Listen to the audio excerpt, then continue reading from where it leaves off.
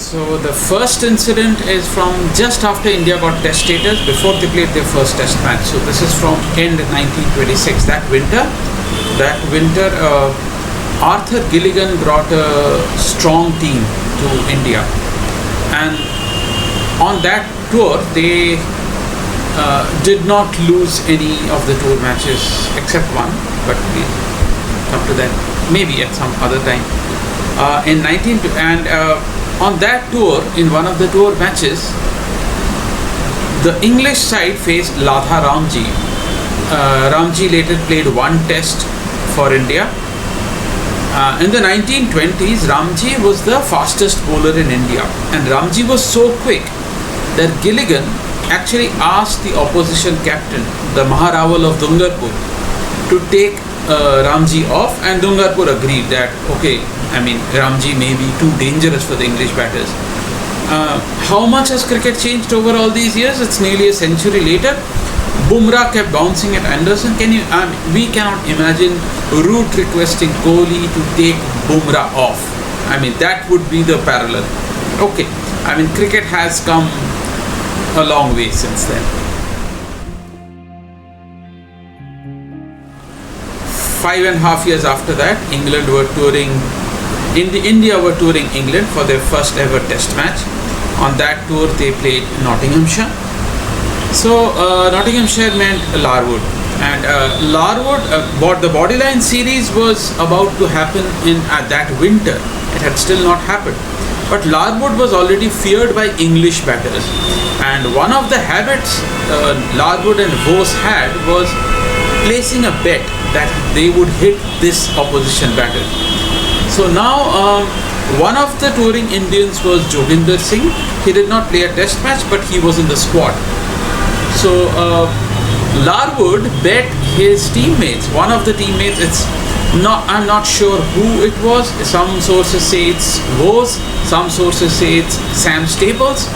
It might have been anyone, but Joginder Singh was a Sikh. He wore a turban, and Larwood placed a bet that he would knock Joginder Singh's turban off.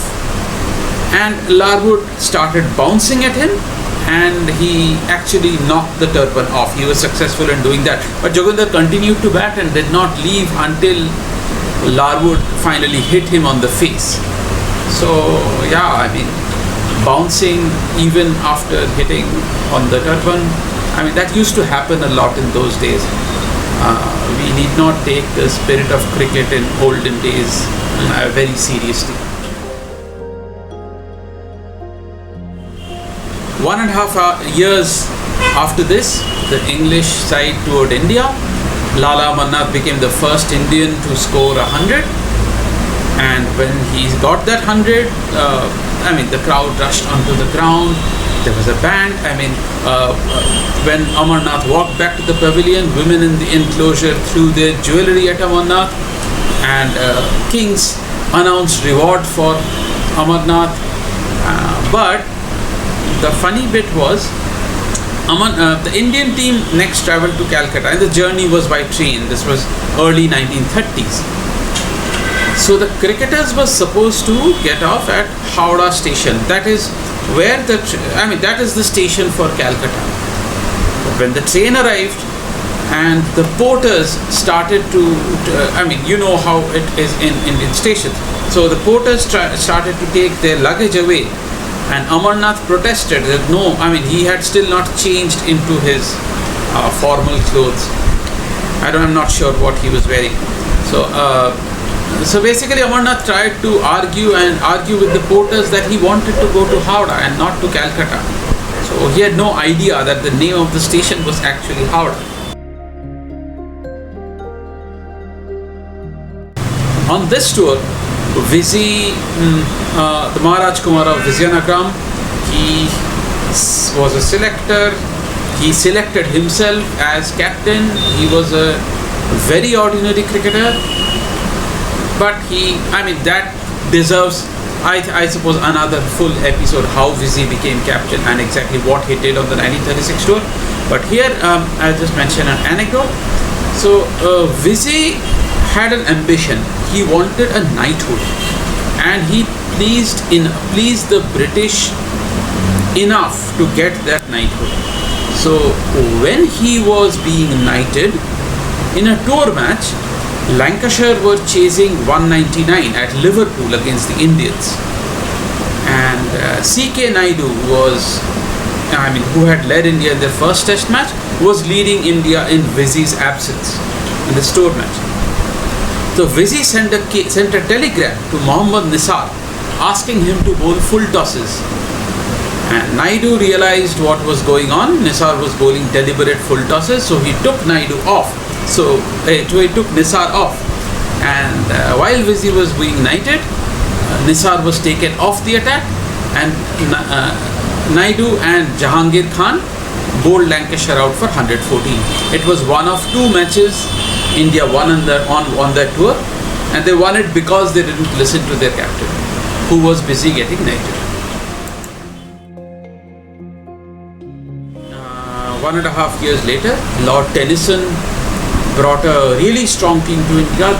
These matches did not get test status, but I'm not sure why these matches were not given test match status, because this was a strong team and they played 5 matches against teams representing all of India. So these were called unofficial test matches. Ideally they should have got test status.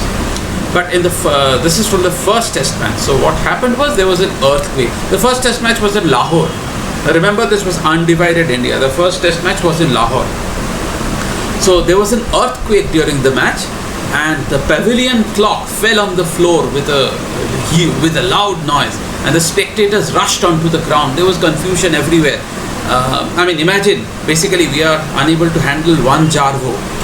So now the entire crowd had flocked onto the ground, and the cricketers were also there, and umpires. Everyone was huddled up on the ground. That was the only safe place. So apparently it was a severe earthquake. Apparently the buildings around the ground also shook, but the ground kept the cricketers and everyone in the crowd safe.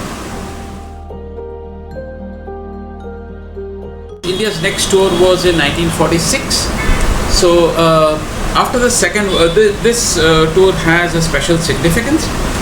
After the Second World War, air travel had become more common. So immediately after the Second World War, Australia travelled to New Zealand. This was a short distance for one test match. Australia to New Zealand. They were the first team to fly by air, first international test team to fly by air. The next summer, so this Indian team of 1946 was the first squad to fly across continents for a test series. So, but they couldn't accommodate them on one flight, so they flew out in several batches, and I don't think there was a direct flight, so there were many hopping flights, but the entire team eventually made it. So I have 2 incidents from this series. India were playing Glamorgan on this tour. So India got 376 and Glamorgan were 149 for 9. Peter Judge was the last batter, number 11. So Judge, by the way, played Ranji Trophy for Bengal. So Judge came out, and the bowler was Chandu Sarvate. He bowled Judge first ball. So and John Clay, the Glamorgan captain, was at the other end. So Vijay Merchant enforced the follow-on. He was the acting captain. And so there was not much time left. So Clay decided to entertain the crowd. He decided, okay, let's not waste time. Let's save them. Let's not waste time and try to play out for a draw. Let's give the Indians a chance, a sporting chance to win this one. So he discussed with the umpires and he asked them to ignore the time between the 2 innings. So the second innings followed immediately, and Clay and Judge opened batting. And Judge faced the first ball, so they didn't even change ends.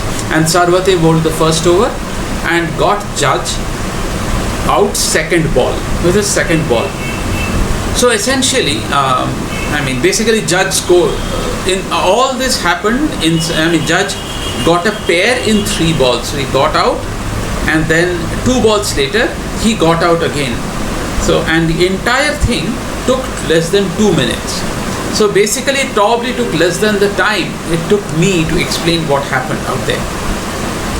Now, on the same tour, in the Oval Test match, Vijay Merchant scored one of his better innings, more famous innings, 128 at the Oval. So on 128, he pushed the ball to Dennis Compton at mid-on, and he tried to run a single. So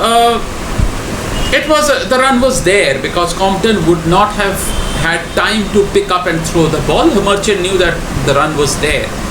But what Merchant has probably forgotten was that Compton was also a left winger for Arsenal. He kicked the ball to run out Merchant from mid-on. So this is a rather rare incident.